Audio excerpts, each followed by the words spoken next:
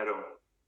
I would like to give the floor now to Mrs. Mabel Bianco, President of the Fundación para Estudio e Investigación de la Mujer in Argentina, from the Women's Major Group. Please, Madam, the floor is yours. Good morning, and thanks. As you say, I'm Mabel Bianco from Argentina, and I'm talking on behalf of the Women Mayor Group and also the Mayor Groups, all of us. STI are tools that are necessary for cities and urban areas to become more equal and inclusive. The trend observed in last years, the increasing of people living in slums or inadequate housing or homelessness, is an expression of the fact that we are far away from applying STI in a positive way.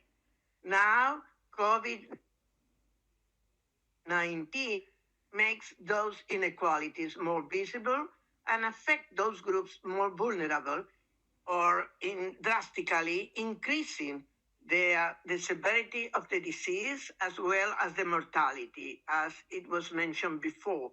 In most developing countries, children living in slums or homelessness or in inadequate housing have problems to remain in the schools due to the virtual system.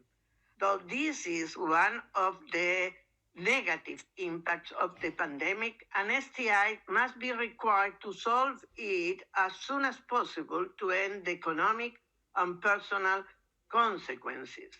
Women in those populations are more vulnerable due to the lack of tools and capacity to technology, with a clear impact on their access to poor and precarious jobs.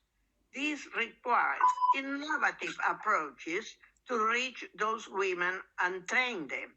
Simultaneously, the girls and adolescents from those communities require STEM education since the early ages.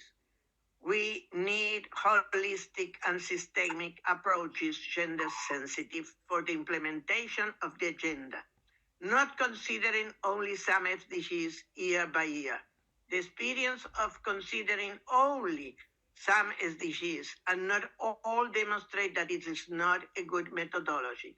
So we need to avoid continuing using the wrong approaches. STI helps to implement the systemic approach. Thanks. Thank you very much, Mrs. Bianco, for your intervention.